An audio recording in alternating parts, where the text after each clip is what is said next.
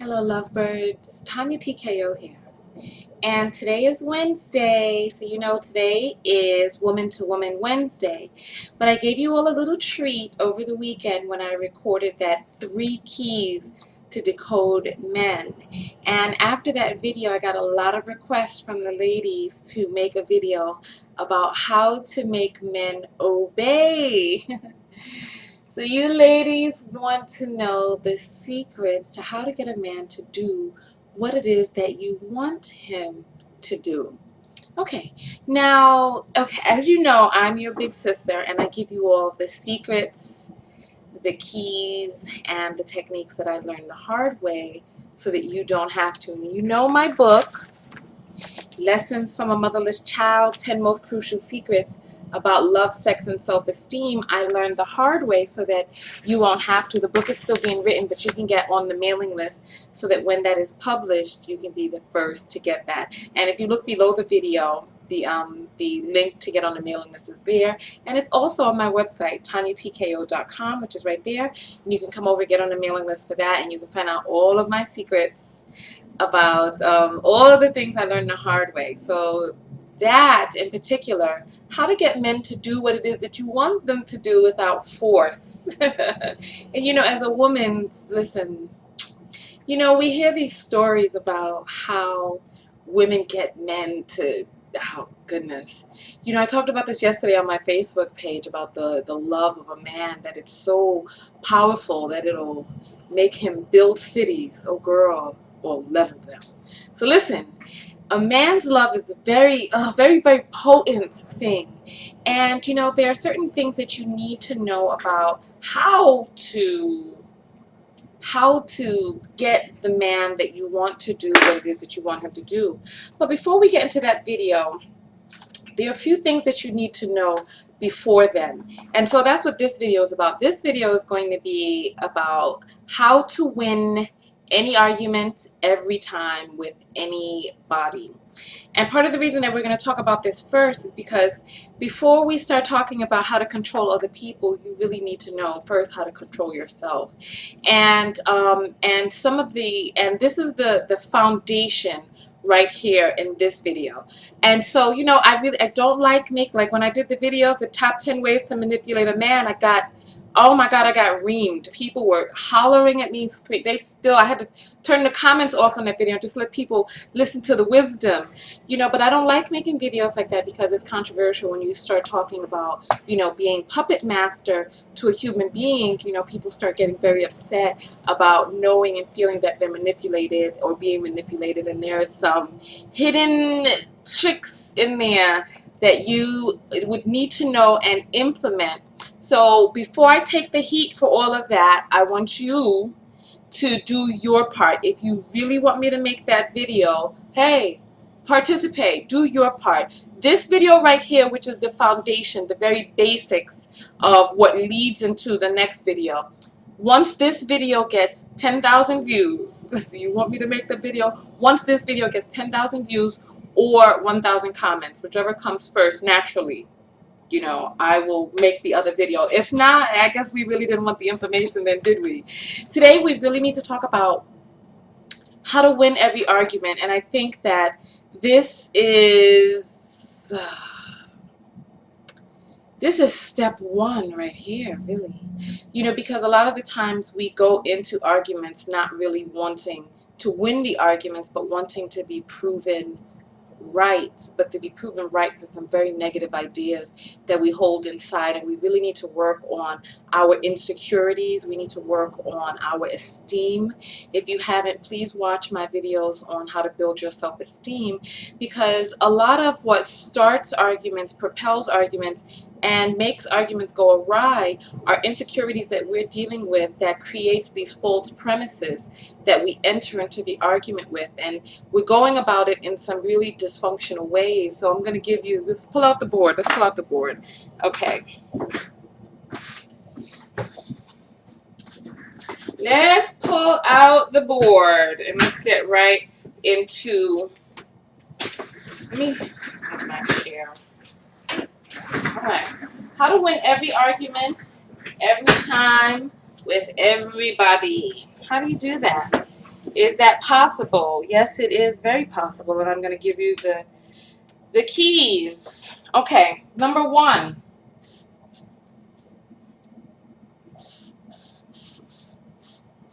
Let's concentrate on the word win. Okay? All right, if you want to win this argument, what does winning mean to you? Because I think we get into these arguments not really to win, but to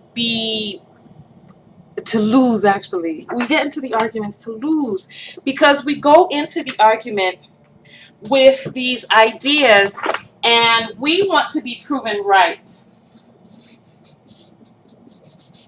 We want to make sure that we're right, that our point of view is right. But the biggest problem with that is that a lot of the point of views that we go into the arguments with are negative. So if you go into a situation with a negative point of view, hoping to win, then winning for you is to have confirmation on your negative point of view.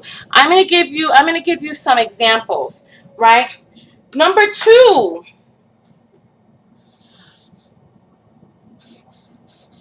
I'm going to write down who. Okay. So number two is who, and this is a big issue right here, because when we enter into arguments, this is the fundamental thing that you really need to understand, is that when we get into these arguments with people, we come in with these premises, and I'm going to give you some examples. And in the premises, we are telling the people who it is that they are. And when we start telling them who it is that they are, we come in with something negative. And then what ends up happening is that person begins to defend themselves because you've come in with something negative. I'll give you an example right now. Like, let's say you get into an argument with your boyfriend because your boyfriend is not doing something. Let's say he's looking at other women, or you perceive him as looking at other women, right? You come into the argument saying things like, you're looking at these other women, you don't think I'm attractive enough, you think I'm fat, and we go in with these ideas already preset from our own insecurities, or let's say he's coming home late or not taking you out enough. Oh, why are you trying to hide our relationship? Our relationship is not important to you. You're ashamed of me. When you start saying things like that, we get into number three. And you know what? The thing about it is I don't know what your particular argument is, but you know what your argument is. So I can only come up with ideas off the top of my head. And these are not the best of ideas, but I need you to use your imagination. Just think about some of the arguments that you've gotten into.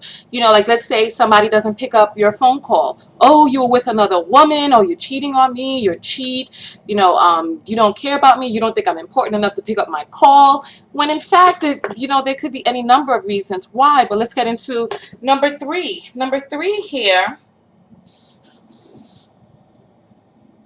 is the implant.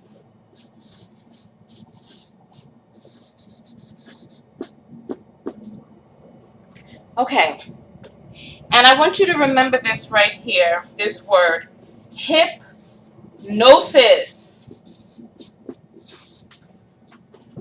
This is part of the reason that we can't get into the next video yet, because there are a lot of things that you really need to understand before you start trying to implement ideas to jump inside of a person's mind. You really need to know what it is that you're going into their head with. Did you know that it is possible to hypnotize a person while they're awake? As a matter of fact, the subconscious mind does not sleep. Part of the reason that a hypnotist gets a person into a relaxed state is because when the conscious mind is relaxed, you have greater access to the subconscious mind. But the subconscious mind in and of itself just does not sleep. This is why positive affirmations work for you, But not only do positive affirmations work, but negative affirmations also work. You can hypnotize somebody into thinking something negative. And this is why you have to be really careful before you enter into arguments telling people negative things about themselves and about you. Like, let's say you think that you're overweight, and then you start asking your man over and over if he thinks that you're fat. And I know that there are certain women out there who do that. And listen, honey, if your man is with you, your man is with you because he's attracted to you. And the more you keep going on and on about how he thinks you're fat or you look fat or whatever, you are actually hypnotizing him into thinking that you are fat. Listen to what I'm saying. So you can do any number of things when it comes to the spoken word, because there's this thing called self-fulfilling prophecy. It's a psychological term where people live up to the expectation. So here we go for number 2 with the who. People live up to the expectation that other people have of them. If you've seen many studies where even recently they did a study in a classroom with young children where they said that children with blue eyes were smarter and tested better, etc. So they separated the blue-eyed children from the blonde-eyed or the brown-eyed children, and they tested them, and the blue-eyed children did better. Then they came in the very next day and was like, oh, we made a huge mistake. It wasn't that the blue-eyed children were smarter. The brown-eyed children were actually smarter. And they separated them into their groups. And then guess what? The brown-eyed children did better than the blue-eyed children the next day because they were living up to an expectation. So when you go into an argument, implanting negative ideas, forcing a person to defend against who it is that you're saying that they are, you create a ripple and a tide. You create a ripple effect. And this is number 4 that I need you to think about right here. I need you to think, and I need you to plan, and I need you to think of this like chess. I hope you ladies know how to play chess. But here, I want you to think about this like chess. So, if you guys know the game chess, in the game of chess, you have to think 3 moves ahead. And you have to kind of analyze, if I move here, what will happen if I move my rook there, if I move my pawn here. And you kind of have to think, and if I do X, what will Y be? And so I need you to think about the next things that I'm going to put on this list. Write them down if you need to. This is going to be very important. This is the most important part of this video. Objective. This is a V. Objective and execution. Objective and execution. You need to think about what it is that you want. What is your objective? Is your objective to stay together? Is your objective to break up? Is your objective to go out more? Is your objective to get them to think that you're thinner? Is your objective to get them to do something? You have to think about what your objective is, and then you have to think about, if your objective is X, what will your execution be? And this all leads back to 1. In terms of winning, what is your objective? Because if your objective is to get someone to take, if your objective is to get your man to take you out more, what would be the way that you would go about getting him to take you out more? Do you think calling him a cheap bastard, hypnotizing him, and then implanting the negative idea into his mind that he's a cheap bastard, and then getting him to defend the fact that he's a cheap bastard, or hypnotizing him into thinking that he's a cheap bastard, or that, there are reasons why he doesn't want to take you out? So many of the times, you'd be really surprised. So many of the times we put these ideas into people's minds, and we are the ones. You ever had somebody who thought that you were cheating? And they kept going on and on and on and on and on. And someone's like, oh, you're cheating, you're cheating, you're cheating. And then sooner or later, you're like, well, I'm already being penalized for cheating. I might as well go on ahead and cheat, right? They started putting, you may not have ever even been thinking of it. Just like the man may have never even been thinking that you were fat. But then all of a sudden, you're like, oh, look at this pocket of fat right here. Now, you guys may have never even seen that roll right there. But now I'm bringing your attention to it. Now you can't stop looking at it. Now it's amplifying in your mind. Now you're zooming in on it. And it becomes its own it becomes its own big problem. So you need to think about what your objective is and how you're going to go about executing that. You need to think about, and if you want to win this argument, you need to come at it from a positive standpoint. You need to, I'm going to sit down and talk about this because we need to go right into that. But I need you to also think about the other person. And I need you to think about what the other person's objective is. This is so important. This goes for business, personal relationships, family relationships, and all of that. And I need you to remember this one sentence that I'm going to write down here. And I need you to put this in your mind. I need you to empty out everything else that's been in your mind before you start the argument. And I need you to come into the argument with this premise right here. Look at what I'm about to write. Pay close attention. I know you what? Want to. I know you want to. There we go. Ooh.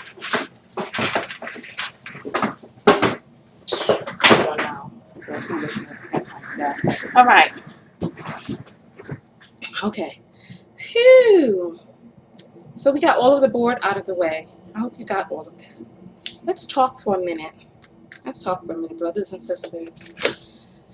All right.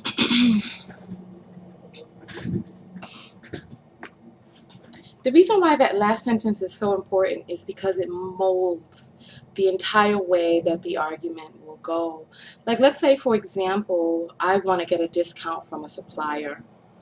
If I go into the argument, thinking, oh, this person is not going to give me a discount. They don't want to give me a discount. These people are hard ASSs, blah, blah, blah. That's going to taint it's going to taint how I approach the situation. If I go into the situation saying, you know what, I know that this person wants to give me a discount. I know that this person wants to take me out more. I know that this person wants to come home early. I know how important I am to this person. So if they're not able to see me as much as I would like or whatever, you have to, this is where I'm talking about your own insecurities and your own esteem, because remember, every relationship is a mirror. And I did that video, 6 Ways to Choose a Good Man. I need you to watch that video, because if you're getting into an argument with a person, if you've chosen them correctly, if you've chosen a good person, if you've chosen a good man, you get into the argument with him, and there you have a lot more flexibility, and you have a lot more open space to be able to have honest, upfront communication. And then another thing that I need you to keep in mind is every single person is doing the very best that they can with the information they've been given, the experiences they've had, and what it is that they've come to learn and know as quote-unquote truth. Everybody is doing the best that they can. Even if you don't have a good man or good mother or good father or whomever inside your life, you have to remember that this person is doing the very best that they can with what it is that they know and what it is that they've been given. So you have to enter into the situation. I remember I spoke with a cop. This was like about 2 years ago. No, this was when Obama was first elected, because I was down in Harlem selling T-shirts for the Obama T-shirts. Nonetheless, and I was talking to this cop, who was stationed in Harlem, and this was before the whole gentrification had taken place. And I asked the cop how they felt about their detail, and whether or not they were nervous about being in Harlem, et cetera, et cetera. And the cop said to me, most people do the right thing. Only very few people who actually, break the law or are unruly, et cetera, et cetera. And I thought about that for a really long time. And you know what? The cop was right. And if you go into an assignment, a job, or whatever, thinking negatively, you've already lost. So if you want to talk about winning, you have to go into the situation with a positive point of view. You have to. And so You can't let negativity color. So let's talk about how to go about winning. First step is to say, you know what, I know in this negotiation, this person wants to. I know they want to. And then second, when we start talking about what is a win, winning for you should not be having confirmation for some negative idea. You know, some of us, we want people to break up with us. We want to break up or whatever, or we want to argue. I'll give you an example, a very, very prime example, because there are people who write to me, and I find this befuddling. As a matter of fact, actually, I find it profound. Even as early as today, I mean, you can come over to my Twitter page. There was a person who confronted me on Twitter saying, you never answer your followers. I've been writing to you for so long. You ignore everyone. Why? Right? Okay. And I happened to be on Twitter at that time because the person saw that I was on Twitter, I guess, when they decided to start writing this stuff to me. And I wrote back to them, well, I'm on now, and I was like, I always answer, and I pretty much do. I mean, those of you who have written to me, I write back, etc., as much as I can, right? But this person had never gone to my website to write me. I don't know where this person had been writing me, but when they came out for the confrontation, was that the type of confrontation, when you think about your objective, if this person's objective was to get their question answered by me, was that the best way to go about doing it? They saw that I was on a computer, and you know what, I got into I started writing different things, to the person. At the end of every video, I let you all know how to get in contact with me, and I tell you all, come to my website, join my mailing list. I have a contact button on the website where people like donate their ideas, etc. Now, this person had never come to my website and written to me, because I get back to the people who write to me on my website, and so I went into an exchange with this person. Must have written 4 messages to this person, and guess what? Even till now, this person has not written me on my website, nor have they posted whatever quote-unquote question it was that they had. So when we think about the objective of this person and their execution, their objective was to confront me, maybe to get confirmation on the fact that I am an ignorer, or whatever number of things this person had in their mind. I don't even know, because people are constantly projecting what it is that they feel on the inside. Whatever it is that's going on with this person made this person feel that they were being ignored, instead of thinking, well, Tanya has 60,000 subscribers on YouTube, 13,000 on Facebook, another 5,000 on her website, and, all of these other places. And then plus I do TKO Skin as well, where I have a whole list of people who are writing to me with questions and issues, and I hand make the product. I mean, for those of you who don't know, go over to tkoskin.com. I hand make the product. So my skin is so beautiful. I have on no foundation. I have on no foundation, and my skin is flawless. Look at it. It looks airbrushed. But yeah, so it's like, so I'm doing a lot, and so we have to always, always, always, always think about what it is that we want to get out of the argument. For example, I got into a little confrontation with a friend of mine, right? Because this friend, it wasn't a real confrontation, because, there was no need for a confrontation, but a friend of mine who had not returned my text in, weeks, had not returned my text, and I continued to text this person, reaching out to them. And instead of coming into the situation like, oh, this person must hate me, or they think I'm ugly, or whatever, instead of coming into the situation like that, because especially when we're dealing with lovers, there are all types of insecurities that open up for us. So rather than, and then when it comes to friends, that we give friends a lot more leeway than we give lovers, because the same types of insecurities are not there. The premise, oh, this person wants to take advantage of me. Oh, this person wants to use me for my love. Oh, this person is lying. Oh, this person wants to use me up. Whereas with friends, we're like, oh, that fool's probably busy. So we approach the situation much different with friends because of the insecurities that we have, or the insecurities that are not there. So we really have to remember that the way that we behave is a mirror of something going on inside of us. So, this person is a friend of mine. So rather than, being like, oh, is our friendship over? You never have time, or anything like that, I said, I know how important this friendship is to you. So I know if you're not responding back, you must be really, really, really busy. So, I'm sending you some positive vibration or whatever it was that I said. And I, in turn, got a response back. It turns out the person had just started a new job and their new job was super hectic, etc. So, rather than entering into the situation screaming on them like, you've been ignoring me for months, this is not right, you're not cool, I hate you, you're what, just whatever, you think I'm not important.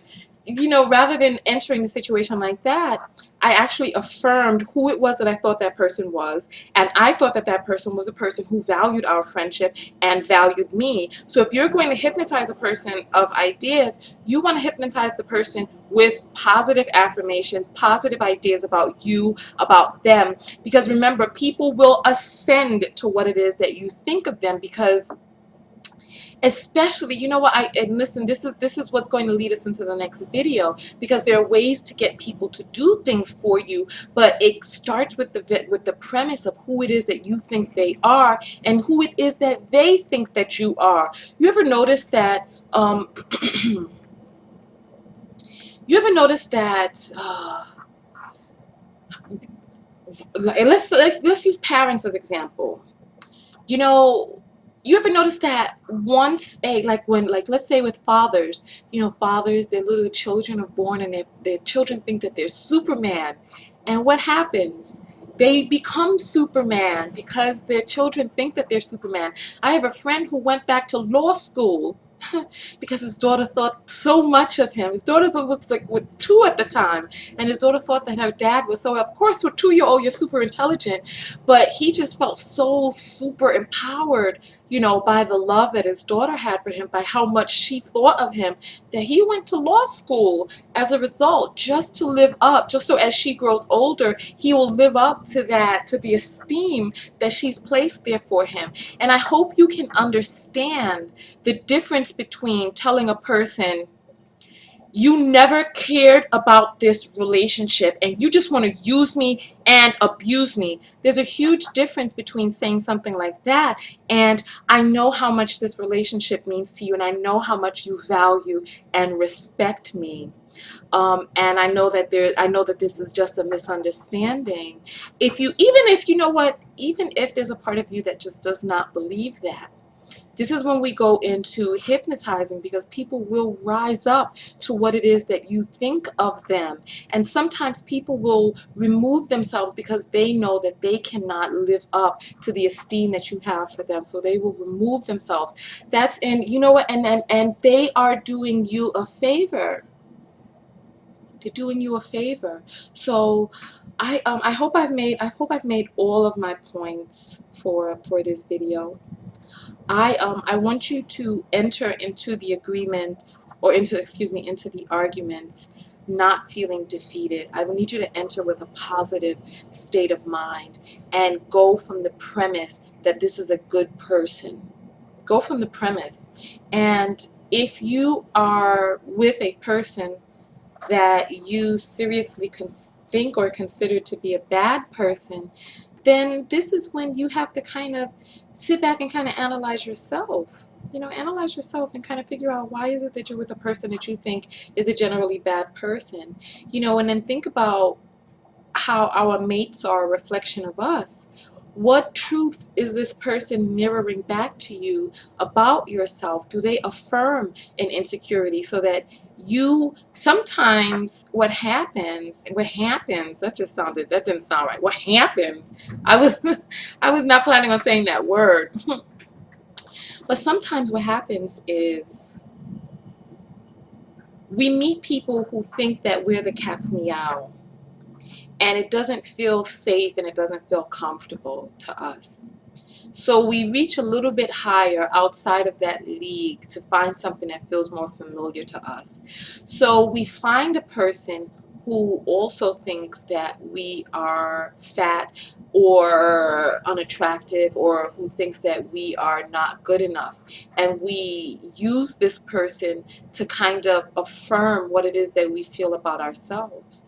So we really need to look inside and see what insecurities it is that we're projecting. Because what happens sometimes is, You know, we find these people who are just head over heels for us, and they are just so smitten with us that we don't feel that we deserve it. We actually think something's wrong with them, or the person seems boring, or not enough of a challenge, or they seem too easy, or they just are not intriguing, or they don't pique our interest or spike our lust or desires or whatnot. And we really have to remember that that is something that is personal inside of us, because we keep searching and searching and searching for people to affirm these negative feelings that we have about ourselves, so that, you know, so that instead of the person, you know, just like, and then we start convincing people, like the whole fat issue. Instead of finding a person who's like, oh no baby, you look good, oh I love that roll right there, you know, we find a person to be like, well, you could work out a little bit more. Or we keep badgering a person. You don't see this roll. You don't see it. You don't see this. You that. You don't see that. We badger them and we convince them until they're like, yeah, I do see it. And then all of a sudden, you feel a certain comfort in your discomfort. You know, you're like, oh my goodness, I can't believe that this person said this to me. But at least they're telling the truth, and I know it's the truth, and oh, but it affirms what I already knew. You know, it's like you find a certain comfort in that discomfort. You know, so listen, I think I've said everything that I need to say. What do you think of my new hairstyle? I love it. It's a twist out in my little fro. So listen, that's the whole video. Give me a hug. Hug me. I love you all so very much. I love you all very much. Now listen, go out there and love one another. But most importantly, what? Yes. Most importantly, love yourself. And before you get into your next argument, think about what it is that you're going into the argument with, which is which ideas you're going in which don't support full and true self-love. You know, so that's the gist of this. Watch this video over and over again if you need to. And like I said, I'll make the video on how to make men obey. Once this one gets up to 10,000 views, then I'll go forward and make the other one, okay? So listen, I'm going to get out of here. My website is right here, TanyaTKO.com. You can find me on Facebook at facebook.com/TanyaTKO Show, Twitter, Instagram, and Pinterest at TanyaTKO, and that's Tanya what? With an O, TonyA. And listen, I love you all so very much. So watch this video again if you need to, share it around, do whatever it is that you need to do so that we can get where you want to be, okay? So listen, Tanya TKO, and I'm out. Peace.